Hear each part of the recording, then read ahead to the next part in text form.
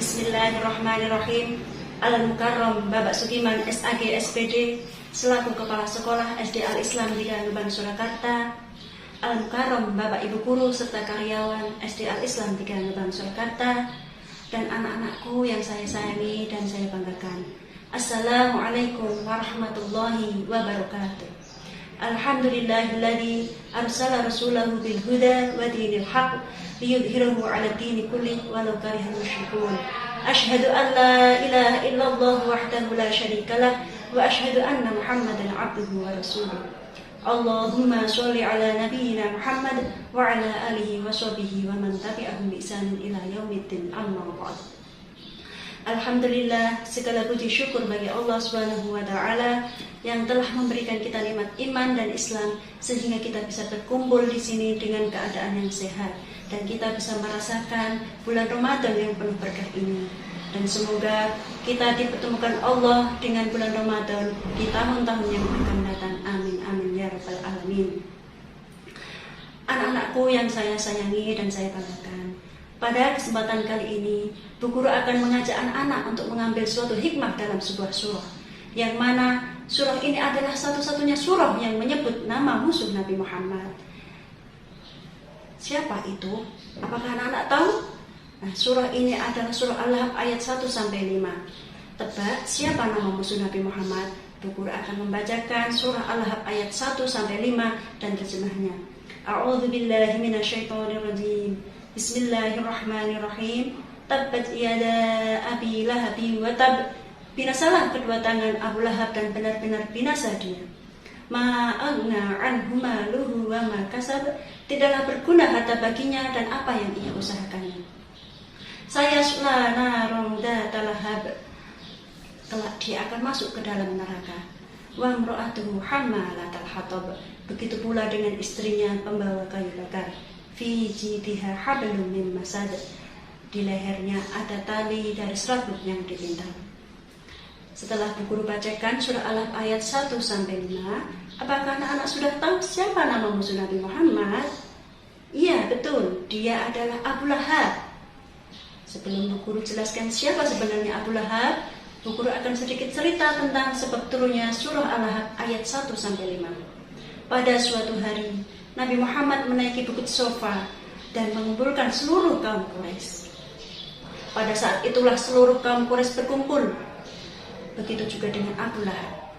Kemudian Nabi Muhammad berkata, "Wahai kaum Quraisy, bagaimana pendapat kalian jika aku mengatakan bahwa akan ada musuh yang akan menyerang di pagi hari atau petang hari? Apakah kalian percaya padaku?" Kemudian kaum Quraisy menjawab, "Iya, kami percaya, wahai Muhammad." Lalu Nabi Muhammad berkata lagi, "Sesungguhnya aku memperingatkan pada kalian akan ada siksa Allah yang amat pedih." Tiba-tiba ada suara yang menyela, yaitu suaranya Abu Lahab, dan dia berkata, "Celakalah kamu, wahai Muhammad. Apakah untuk ini kamu mengumpulkan kami?" Maka Allah menurunkan surah Al-Lahab ayat 1-5 yang menjelaskan bahwa bukanlah Nabi Muhammad yang akan celaka, melainkan Abu Lahab yang akan celaka. Anak-anakku yang saya sayangi dan saya banggakan, siapa sih sebenarnya Abu Lahab itu? Abu Lahab adalah paman Nabi Muhammad. Dia adalah saudara dari ayahnya Nabi Muhammad, Abdullah. Abu Lahab adalah orang yang kaya raya pada masa itu. Istrinya bernama Ummu Jamil dan mendapat julukan si pembawa kayu bakar. Kenapa mendapat julukan pembawa kayu bakar, anak-anak? Karena Ummu Jamil ini terkenal orang yang suka memfitnah dan menghasut dengan fitnahnya untuk menghentikan dakwah Rasulullah. Abu Lahab dan istrinya juga mertua dari Nabi Muhammad, mertua dari anak-anaknya Nabi Muhammad, yaitu Ummu Kulsum dan Ruqayyah. Lantas, apa yang membuat Abu Lahab memusuhi Nabi Muhammad? Tak lain karena Abu Lahab adalah orang yang selalu berusaha untuk menghentikan dakwah Nabi Muhammad. Abu Lahab memiliki banyak cara untuk menghentikan dakwah Nabi Muhammad. Di antaranya yang pertama, Abu Lahab selalu mencaci maki, menghina Nabi Muhammad, bahkan menyebut Nabi Muhammad dengan sebutan yang keji seperti Nabi Muhammad disebut tukang sihir, Nabi Muhammad disebut orang gila.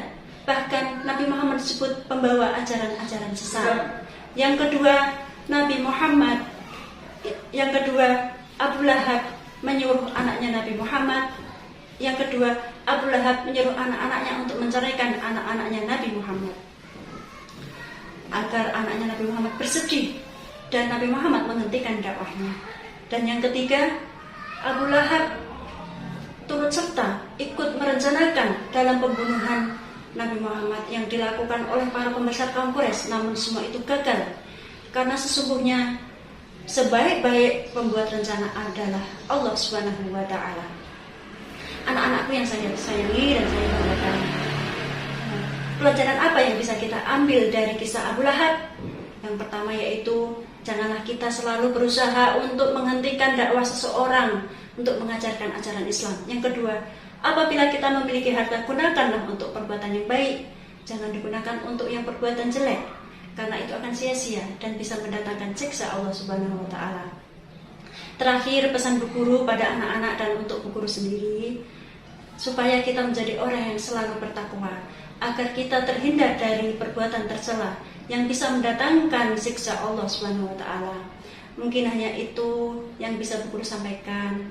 Kurang lebihnya Bu Guru mohon maaf yang sebanyak-banyaknya.